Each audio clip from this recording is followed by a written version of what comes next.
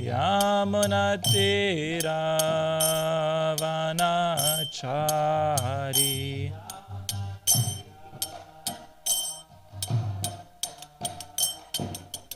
Jaya Radha Madhava Kunja Bihari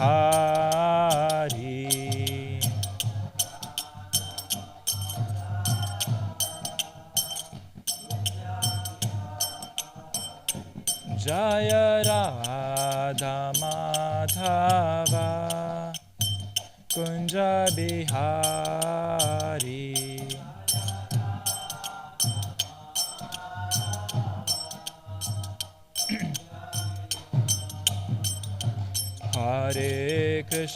Hare Krishna Krishna Krishna Hare Hare Hare Rama Rama Rama Hare Hare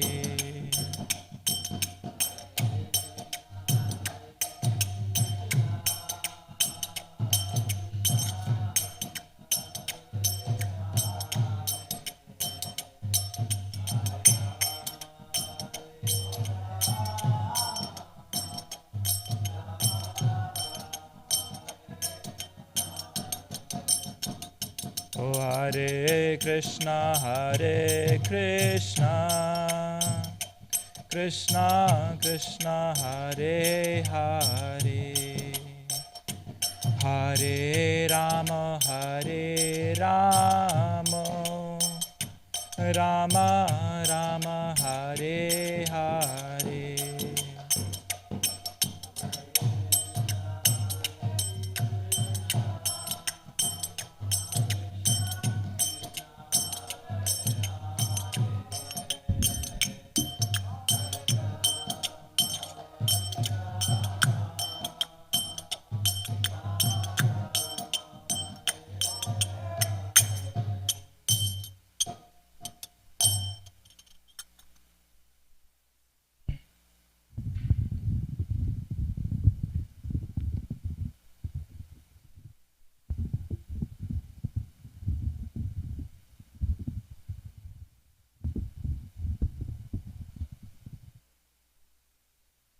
Om Namo Bhagavate Vasudevaya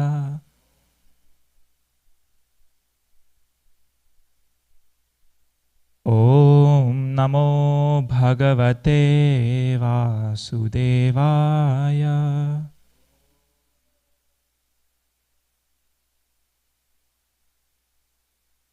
Om Namo Bhagavate Vasudevaya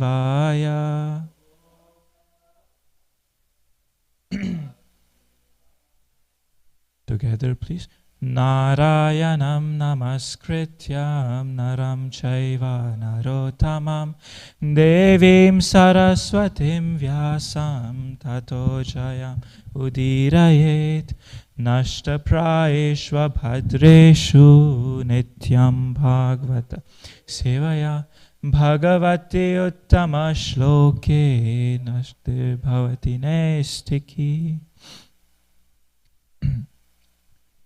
Om Ajnanatirmirandasya Jnananjana Shalakaya Chakshurun Militam Yena Tasmai Sri Gurave Namaha Namaha Om Vishnupadaya Krishna Presthaya Bhutale Srimate Bhaktivedanta Swaminiti Namine Namaste Saraswati Devi Gauravani Pracharine Nirvishesha Shunyavadi Paschatya Deshatarine Panchatattvatmakam Krishnam Bhakta Rupa Swarupakam Bhaktavataram Bhaktakyam Namami Bhakta Shaktikam Jaya Sri Krishna Chaitanya Prabhu Nityananda Shri Advaita Gadadhara Shrivas Adi Gaur Bhakta Vrinda Hare Krishna Krishna Krishna Hare Hare Hare Rama Rama Rama Hare Hare Hare Krishna.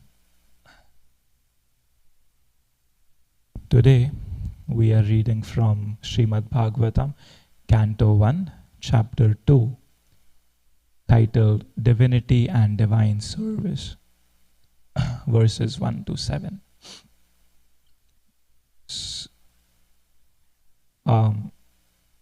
In chapter number 1, we saw that 88,000 sages have gathered in the forest of Naimisharanya, headed by Saunaka Rishi. And they are gathered for a 1,000-year-long sacrifice, Havan, for the benefit of mankind in general. And they see this one divine personality called Suta Goswami, and because of his divine caliber and his spotless character, they approach him, headed by Saunaka Rishi, and ask 6 questions. And entire Bhagavatam is really an answer to those 6 questions by Suta Goswami quoting Shukadev Goswami. So there is a story within a story kind of format. So chapter 2 here, we begin with Suta Goswami's answers to the questions of the sages. For the first time, he starts actually speaking of philosophy.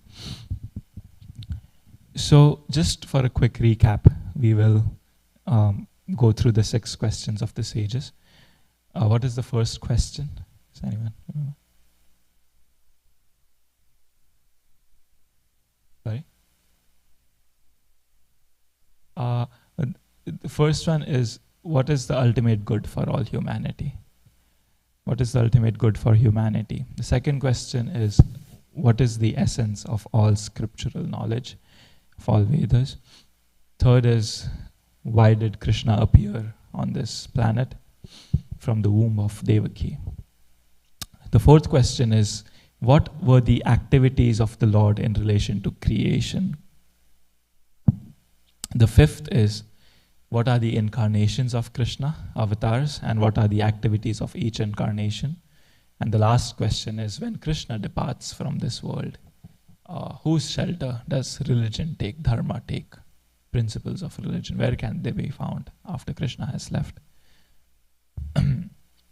So in these first 7 verses, Shukadeva Goswami answers the first 2 questions and then obviously expands on that. So do you have that on the phone, the verses? Do you have the verses?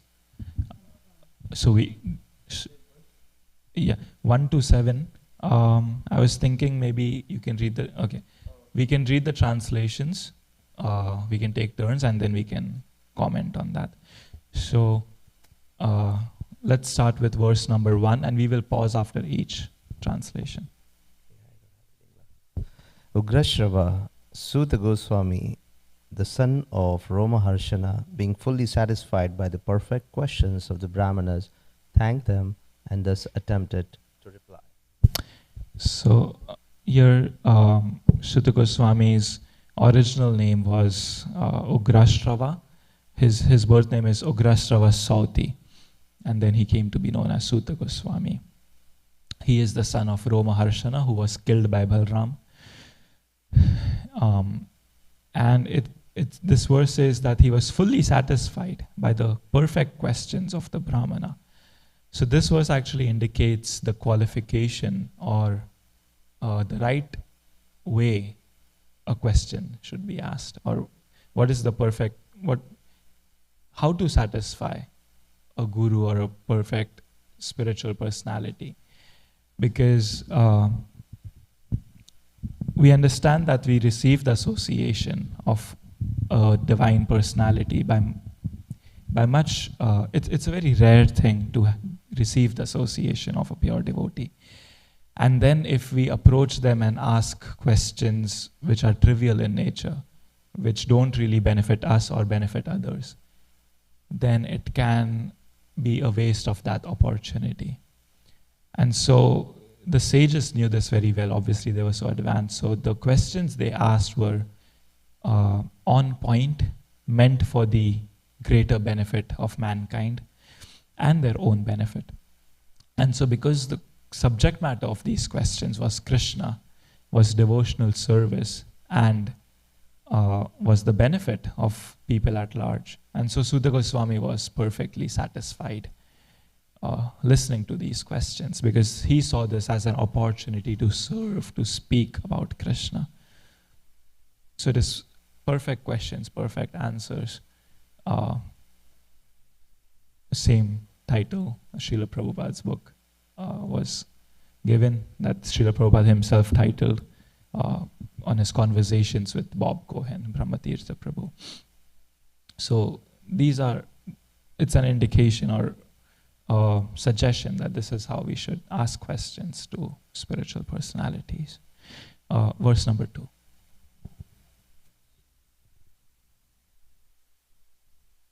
Srila Sutta Goswami said, "Let me offer my respectful obeisances unto the great sage Sukadeva Goswami, who can enter the heights of all. When he went away to take up the renounced order of life, sannyas, leaving home without undergoing reformation by the sacred thread or the ceremonies observed by the higher castes, his father Vyasadeva, fearing separation from him, cried out, 'O my son!' Indeed, only the trees which were absorbed in the same feelings of separation echoed in response to the bereaved father." Yes. So now there is another point of etiquette that we see here, is that before actually answering the questions, Suta Goswami offers obeisances to his own spiritual master, who is Shukadeva Goswami, seeks blessings. And then he also describes a brief event in the life of Shukadeva Goswami. Shukadeva Goswami was in the womb of his mother for 16 years. He did not take birth. And he was a perfect personality right since he was in the womb, or even before that. And because he was so liberated, he did not want to come out. He did not want to come in contact with the material world. But as soon as he comes out after 16 years, he walks out of the home and he leaves the home, he leaves his family, and he starts walking towards the forest. Now, we can see how painful this could be for his father, Vyasadeva. Because here is a father who has waited in anticipation for 16 long years to see his son. And back in those days, because Vyasadeva was a Brahmana, in Brahmana families, the thread ceremony and the other ceremonies of the childbirth were considered very important and were a huge part of the culture. And Vyasadeva had these big dreams to see his son go through those ceremonies, to do those ceremonies for his son. But when he saw that Sukadeva Goswami immediately left home, did not pay any heed to his family, he was so heartbroken. Vyasadeva his heart was shattered, his dreams were shattered. And he was running behind Shukadeva Goswami, crying out, calling out to him, "Oh my dear son, please wait." But Shukadeva Goswami, being completely detached, kept walking and did not revert to the cries of his father. And Suta Goswami said that only the trees, the echo from the trees, Vyasadeva was shouting and crying so loud that the trees were echoing his sound. And that was the only response he received. He did not receive any response from his son. But there was one small solace for Vyasadeva here, because Suta Goswami says in the beginning that, "Let me offer my respectful obeisances unto the great sage Sukadeva Goswami, who can enter the hearts of all." So he's indicating that even though Sukadeva Goswami left home, he can enter the heart of devotees, of all people. And so he's indicating that Vyasadeva should now think of his son within his heart instead of looking for him externally. And that is also an indication for all of us in situations where we lose contact or we lose physical association of a pure devotee. Then the only solace is to remember him or her in our heart and build that relationship within our heart. Next verse. Let me offer my respectful obeisances unto him, Shuka, the spiritual master of all sages, the son of Vyasadeva, who, out of his great compassion for those gross materialists who struggle to cross over the darkest regions of material existence, spoke this most confidential supplement to the cream of Vedic knowledge, after having personally assimilated it by experience. Yeah, he once again, Suta Goswami offers obeisances to Shukadev Goswami, and he says he's the son of Vyasadeva, who out of his great compassion for those gross materialists who struggle to cross over the darkest regions of material existence, spoke this most confidential supplement. So prior to Suta Goswami, Shukadev Goswami spoke this Bhagavatam to Parikshit Maharaj. And here there is a very important lesson. It is that detachment or spiritual advancement should not make us hard-hearted or insensitive. Because we see before this that Shukadev Goswami was completely detached to his family and he left home. So it appears that he is hard-hearted. He's not paying attention to the feelings of his father. But now we see that he, out of his great compassion for those gross materialists who struggle to cross over the darkest regions of material existence, he had this deep compassion for the suffering mankind. And even though it appeared before that he was hard-hearted, we now understand that a devotee can never really be hard-hearted. And so that is actually a test for us, that as we advance in spiritual life, are we becoming more hard-hearted in the name of detachment, or is our compassion increasing for others around us? A devotee is Thitikshava Karunika. Srimad Bhagavatam says, Thitikshava Karunika Suhrida Sarvadehinam Ajata Shatrava Shanta Sadhava Sadhabhushana. The symptoms of a sadhu are that he is tolerant, merciful, and friendly to all living entities. He has no enemies, he is peaceful, he abides by the scriptures, and all his characters are sublime. Sadhu Bhushana. Bhushana also means ornaments. And so these qualities of tolerance and mercy and compassion are actually ornaments on the body of a sadhu. They actually decorate the sadhu and make him more attractive. So compassion is the test. In the purport to this verse, I'll read an excerpt which I found very instructive. Srila Prabhupada writes, there is no point in arguing that a materialistic man can be happy. No materialistic creature, be he the great Brahma or an insignificant ant, can be happy. Everyone tries to make a permanent plan for happiness, but everyone is baffled by the laws of material nature. Therefore, the materialistic world is called the darkest region of God's creation. Yet the unhappy materialists can get out of it simply by desiring to get out. Unfortunately, they are so foolish that they do not want to escape. Therefore, they are compared to the camel who relishes thorny twigs because he likes the taste of the twigs mixed with blood. He does not realize that it is his own blood and that his tongue is being cut by the thorns. Similarly to the materialist, his own blood is as sweet as honey, and although he is always harassed by his own material creations, he does not wish to escape. Such materialists are called karmis. Out of hundreds of thousands of karmis, only a few may feel tired of material engagement and desire to get out of the labyrinth. Such intelligent persons are called jnanis. The Vedanta Sutra is directed to such jnanis.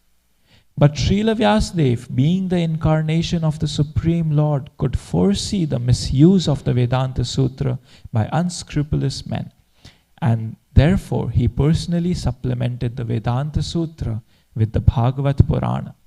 It is clearly said that this Bhagavatam is the original commentary on the Brahma Sutras. Srila Vyasadeva also instructed the Bhagavatam to his own son, Srila Sukadeva Goswami, who was already at the liberated stage of transcendence. Srila Sukadeva realized it personally and then explained it. By the mercy of Srila Sukadeva, the Bhagavat Vedanta Sutra is available for all those sincere souls who want to get out of material existence. Next verse, please. Hare Krishna. Before reciting this Srimad Bhagavatam, which is the very means of conquest, one should offer respectful obeisances unto the personality of Godhead Narayana, unto Naranarayana, Rishi, the supermost human being, unto Mother Saraswati, the goddess of learning, and unto Srila Vyasadeva, the author. Yeah.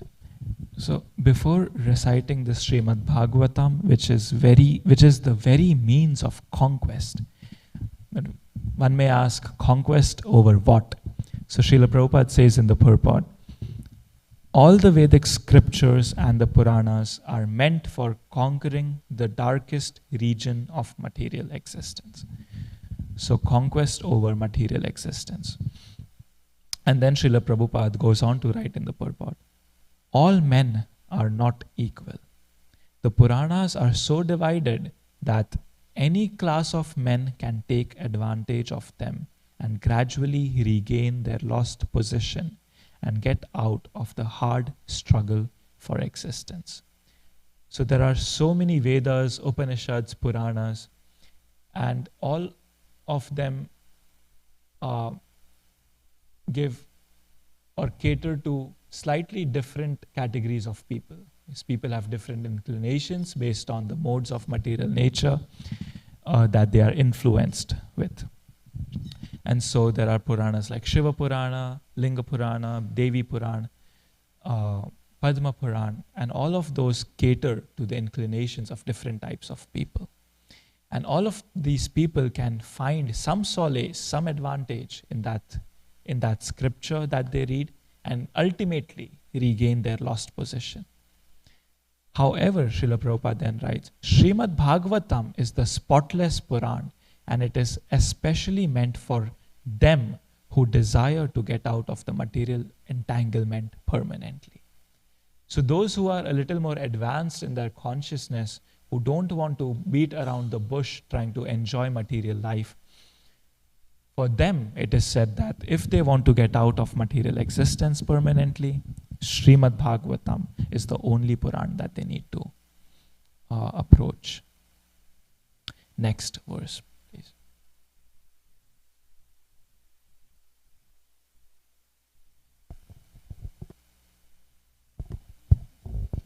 O sages, I have been justly questioned by you. Your questions are worthy because they relate to Lord Krishna and so are of relevance to the world's welfare. Only questions of this sort are capable of completely satisfying the self. So in verse number 1, we hear that after listening to the questions of the sages, Suta Goswami was completely satisfied. And now he is explaining himself why he was satisfied. He said, your questions are worthy because they relate to Lord Krishna and so are of relevance to the world's welfare. So one thing is that because it is in relation to Krishna, and therefore it is relevant to the entire world. And only questions of this sort are capable of completely satisfying the self. In the purport, Srila Prabhupada writes, Krishna is our most intimate master, friend, father, or son, and object of conjugal love. Forgetting Krishna, we have created so many objects of questions and answers, but none of them are able to give us complete satisfaction. All things but Krishna give temporary satisfaction only. So if we are to have complete satisfaction, we must take to the questions and answers about Krishna. We cannot live for a moment without being questioned or without giving answers. Because the Srimad Bhagavatam deals with questions and answers that are related to Krishna, we can derive the highest satisfaction only by reading and hearing this transcendental literature. One should learn the Srimad Bhagavatam and make an all-round solution to all problems pertaining to social, political, or religious matters. Srimad Bhagavatam and Krishna are the sum total of all things. So next is our verse for the day. We will read the Sanskrit and then the translation and purport.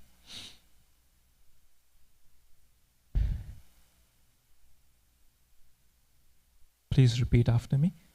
Save pumsam paro dharmo yato bhaktir adhokshaje ahetukya pratihata yayatma suprasidati. Save pumsam paro dharmo yato bhaktir adhokshaje ahetukya pratihata yayatma suprasidati. Please repeat.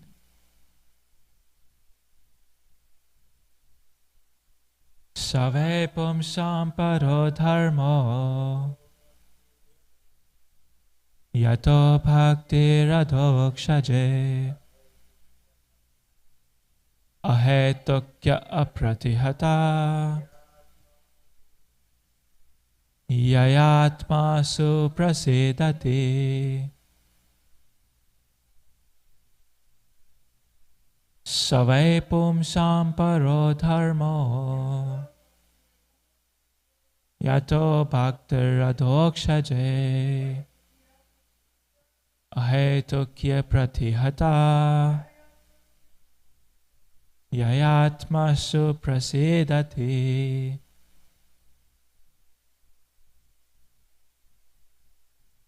Save pumsam paro dharmo yato bhaktir adhokshaje ahetukya pratihata yayatma suprasidati.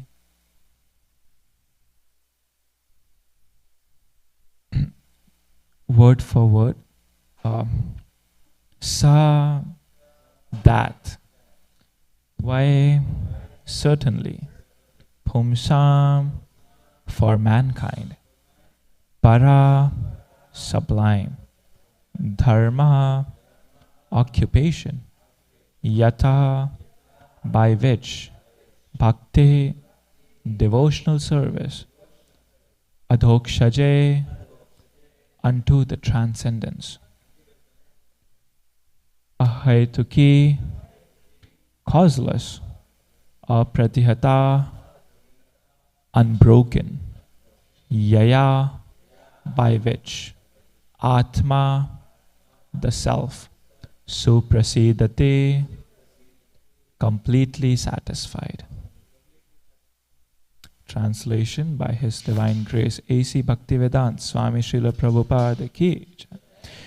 The supreme occupation, dharma, for all humanity is that by which men can attain to loving devotional service unto the transcendent Lord. Such devotional service must be unmotivated and uninterrupted to completely satisfy the self. Please repeat. The supreme occupation, dharma, for all humanity is that by which men can attain to loving devotional service unto the transcendent Lord. Such devotional service must be unmotivated and uninterrupted to completely satisfy the self.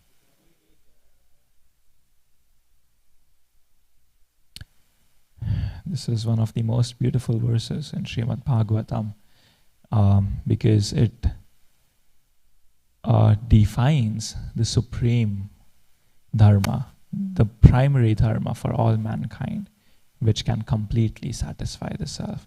All other Vedic literatures define dharmas and duties and activities and rules and regulations and so on, and principles which may or may not be permanent in nature. A lot of the dharmas that are defined or are explained, there is a dharma based on the gender we have, there is a dharma based on the place we are in, there is dharma based on our family relationships, dharma based on the country which we are. There are so many different duties, occupations that we need to follow in this human body. But the supreme occupation, if one must ask, what is the supreme occupation? If you strip down all bodily conception, all bodily identities, what remains is Bhagavad Dharma. Paro Dharma. Yato Bhakti Radhokshaje. Bhakti is the only thing that remains. We will dive more into that discussion, but let's read the purport by Srila Prabhupada. Anyone would like to read?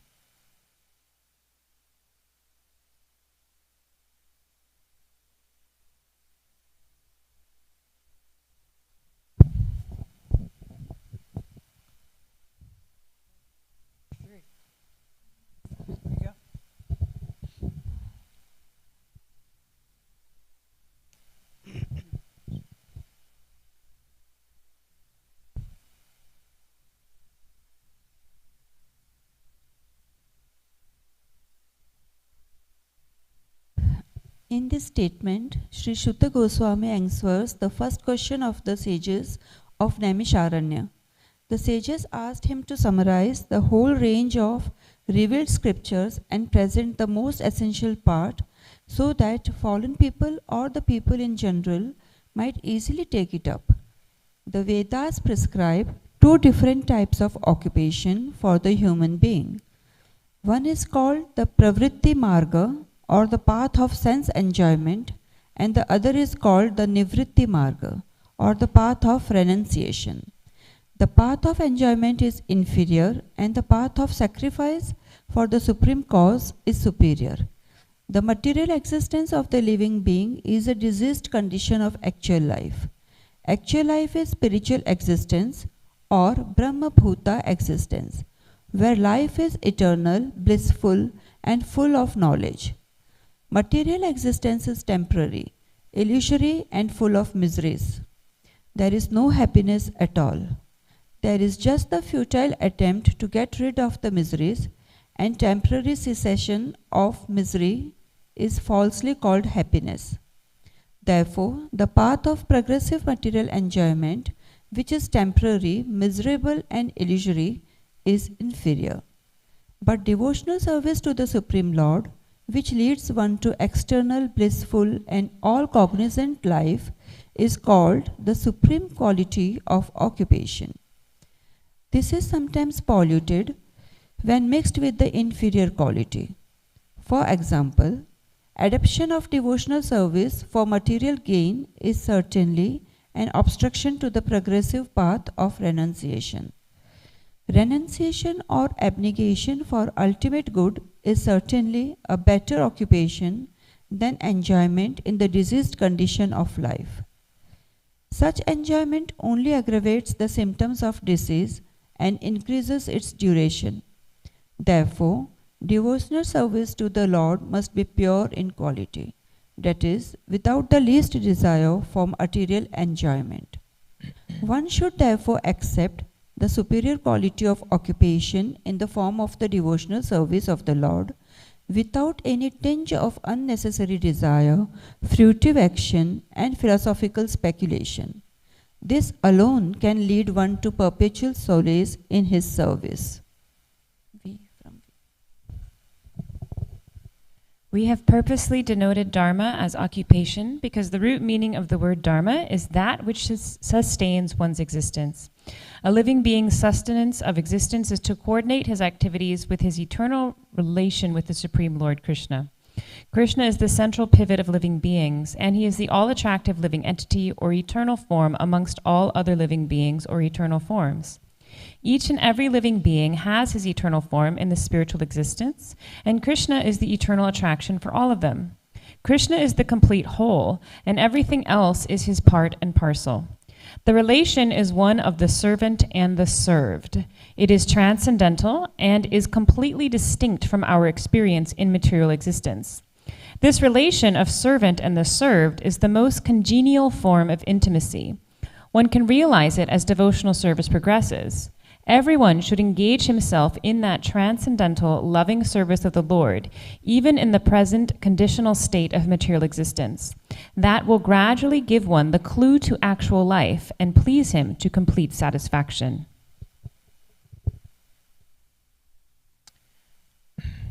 Thank you. So, in this verse, Suta Goswami answers the first question of the sages. What is the supreme occupation? Or what is the ultimate good for mankind? And so Suta Goswami answers that by saying that the ultimate good for mankind is that which can completely satisfy the self, which is bhakti.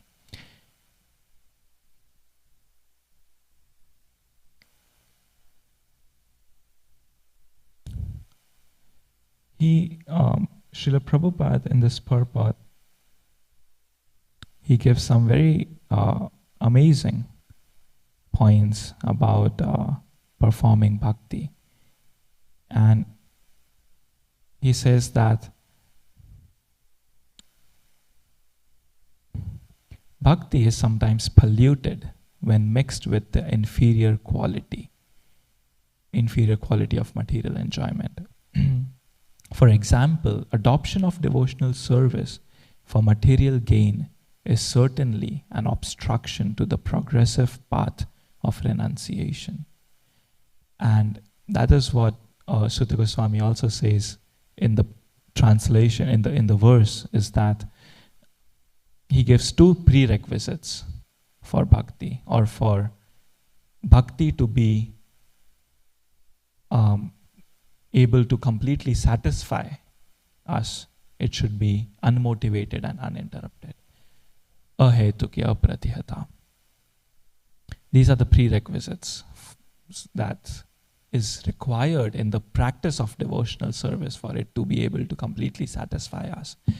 If devotional service is tinged with the desire for material enjoyment or material gain or anything related to matter, then it will not have the best results.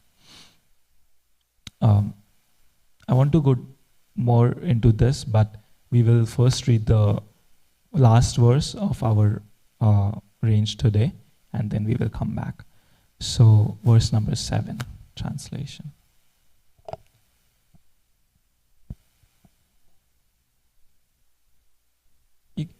You can go ahead. Devotional service unto the personality of Godhead, Krishna immediately acquires causeless knowledge and detachment from. Yes. By rendering devotional service unto Krishna, one immediately acquires causeless knowledge and detachment. It's as if it's a magical process that by advancing in devotional service, jnana and vairagya, detachment and knowledge, follow naturally. And this verse answers the second question of the sages, which is, what is the essence of all scriptural knowledge? So the essence of all scriptural knowledge is to develop devotional service unto Krishna and thus acquire causeless knowledge and detachment. In the purport to this verse, Srila Prabhupada writes, the principles of knowledge and detachment are two important factors on the path of transcendental realization. The whole spiritual process leads to perfect knowledge of everything material and spiritual. And the results of such perfect knowledge are that one becomes detached from material affection and becomes attached to spiritual activities. Becoming detached from material things does not mean becoming inert altogether, as men with a poor fund of knowledge think. Nishkarma means not undertaking activities that will produce good or bad effects. Negation does not mean negation of the positive. Negation of the non-essentials does not mean negation of the essential. Similarly, detachment from material forms does not mean nullifying the positive form. The bhakti cult is meant for realization of the positive form. When the positive form is realized, the negative forms are automatically eliminated. Therefore, with the development of the bhakti cult, with the application of positive service to the positive form, one naturally becomes detached from inferior things, and he becomes attached to superior things. Similarly, the bhakti cult, being the supermost occupation of the living being, leads him out of material sense enjoyment. So coming back to the previous verse, hetukyan apratihata, unmotivated and uninterrupted, Srila Prabhupada says that attachment to devotional service should lead one to natural detachment. And he says, one naturally becomes detached from inferior things.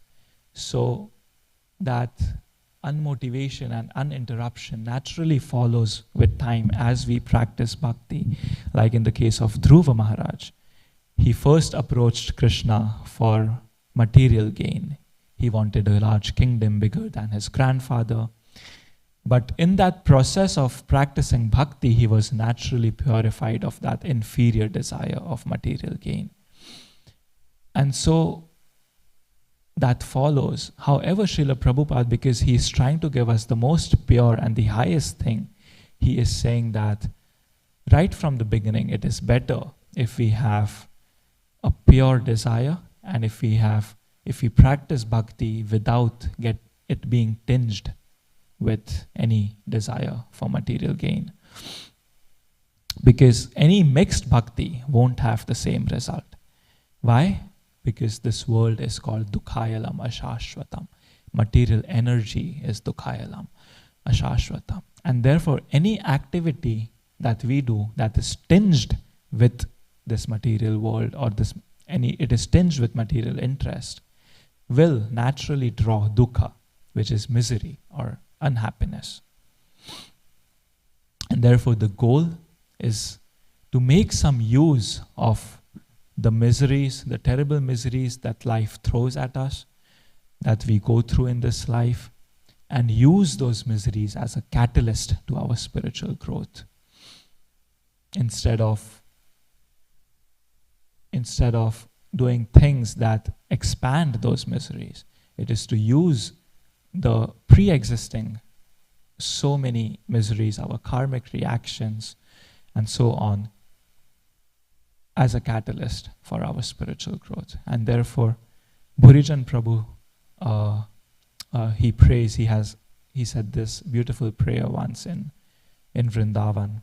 He says, may the hard crushing wheel of life extract some humility from my offense hardened heart, and may the nectar of that humility give rise to pure love for Krishna. And that is the aspiration of a sadhaka, to completely satisfy the self, unmotivated and uninterrupted performance, practice of devotional service. thank you very much. That is our time. Any questions or comments? Yes, Mother Kunti.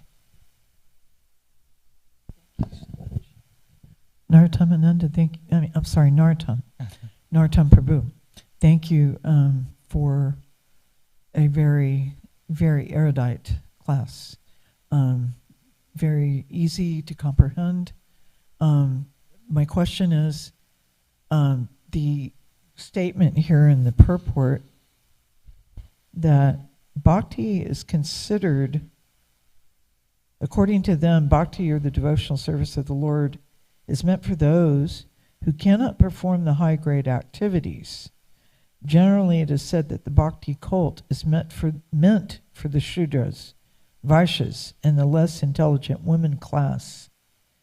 But that is not the actual fact. The bhakti cult is the topmost of all transcendental activities, and therefore it is simultaneously sublime and easy. So my question has to do with sometimes in the years that I've been around, I have seen many different kinds of devotees come to this temple, and sometimes there is a mood of condescension. I feel it. I guess I'm just a big ocean of emotion here, I wear my feelings on my sleeve. So I feel things I'm very perceptive. It's not something I'm proud of. It's actually something that's a handicap.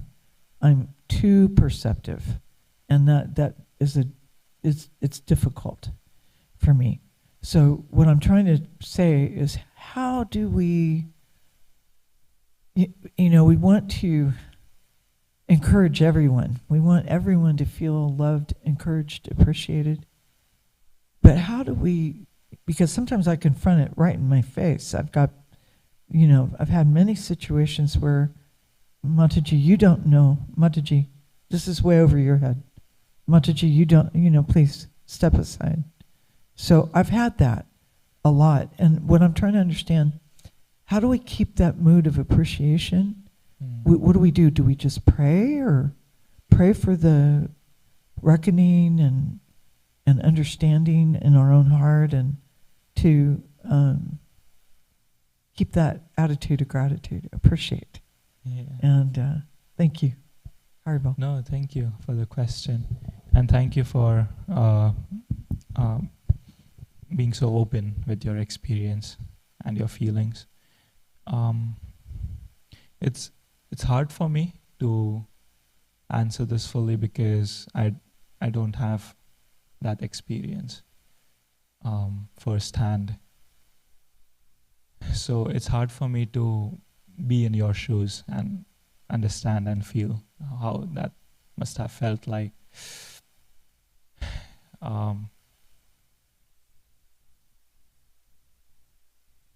Yeah, what I can think of is that there is certainly a lack of deep understanding on the part of those who do behave in that way, in a condescending manner.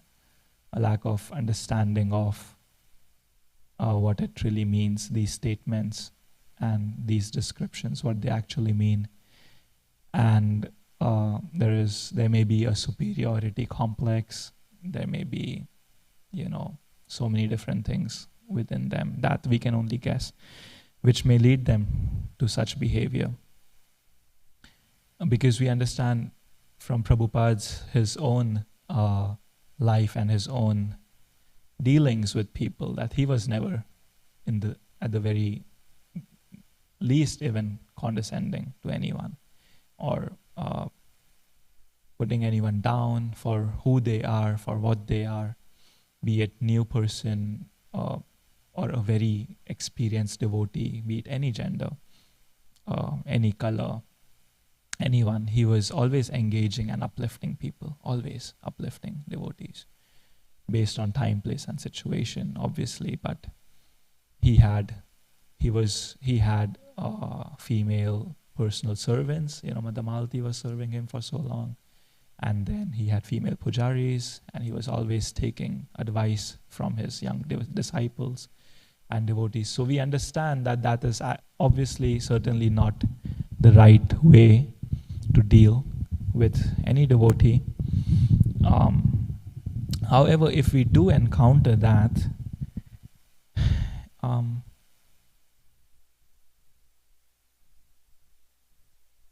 well, I think that it can be two things here that I can think of.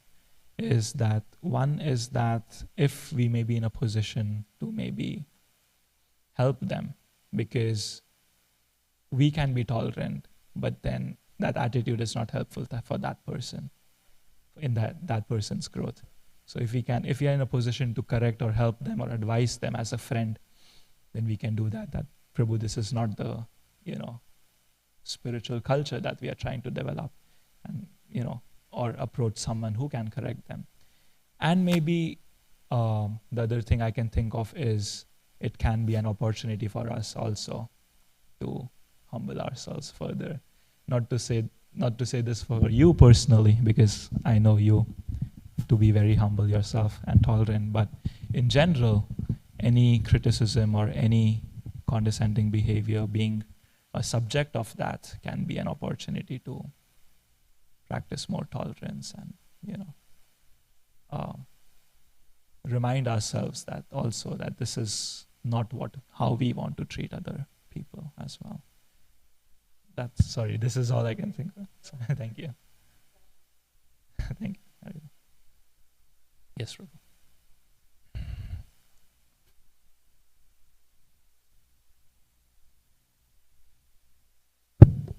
Hare Krishna. Thank you for that wonderful question, Mother Kunti. So, I was thinking about how Bhagavad Gita is a law book, and Krishna has already stated in 3rd chapter, he says, Sadrisham cheshtate sasyaha prakriti jnanavanamapi prakritim yanti bhutani nigraha kim karishyati. What can repression accomplish?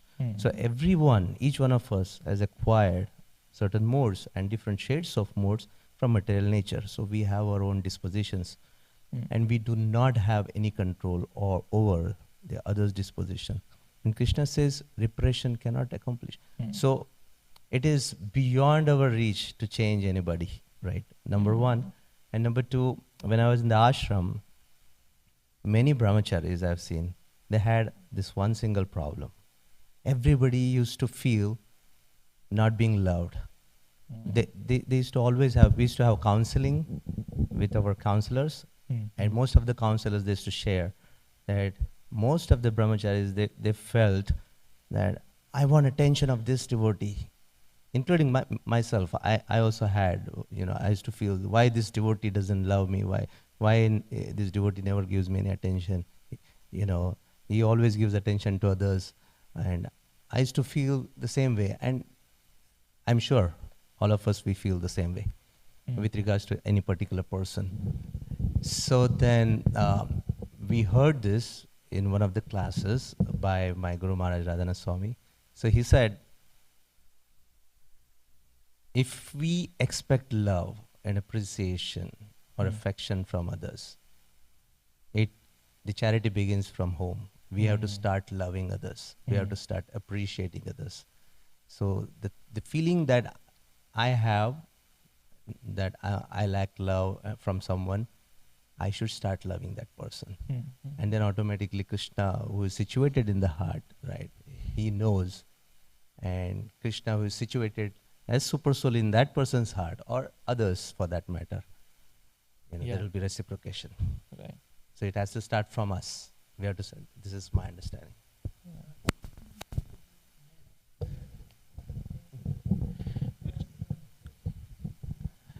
It also reminds me of this one thing that your experience and the experience of many other devotees reminds me that, like Prabhu said, is that a lot of times in spiritual life, or in our practice, in this movement, in this community, a lot of times we and when I say this, I'm instructing more to myself actually, is that we forget to work on our attitude and how we behave with other people. We are so engrossed in the, maybe services, chanting, the limbs of bhakti. We are practicing that, but we are not working on ourselves, or our behavior, our attitude, how we talk to people, how we deal with people. A lot of times devotees wait for these qualities to naturally develop. They say that, these qualities will naturally develop as we practice bhakti. But it is not that we wait for that to develop, but it is also that we make conscious efforts to be nice, to become that person that we want to be. Radhanath Swami says this often. He says, fake it till you make it. Especially with humility, he says this, that don't wait for these qualities to come in you. Practice this until you make it. And I was thinking, Gaur Gopal Prabhu, he says this story. He said that when he was young in his brahmachari days in Radha Gopinath temple in the ashram, he said that they used to have buckets where they would fill water for showering, for bathing. And he said sometimes when the bucket would be full, he would kick the bucket aside, just kick it aside and close the water. And then one other brahmachari saw this and he said, Prabhu, why are you kicking the bucket? It's not nice. And Gaur Gopal Prabhu said that it's just a bucket. How does it matter? I'm just kicking it aside. But Gaur Gopal but the brahmachari who's observed Gaur Gopal Prabhu, he said that it is not about kicking the bucket, it is about the attitude. And he said, this attitude is impersonal and insensitive in nature of kicking the bucket aside. And that will carry on in your life, and it will grow in your life, and it will show in your relationships with people. So right from the beginning, it is very important to work for us all on these seemingly trivial small habits, to work work on our attitude and our behavior. Yeah. Thank you. Yes, Mataji. I just remembered something that your spiritual master said, His Holiness Giriraj Swami Maharaj, in class. He said that he was with Radhanath Swami one time, and someone asked, well, how do we become humble? How did you become so humble? And Radhanath Maharaj said, I practiced. Yes. Yes. It's true.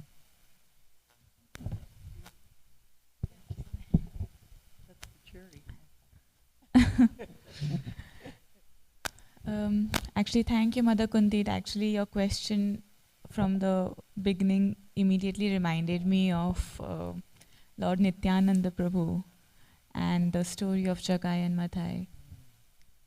And that is what being a devotee means sometimes.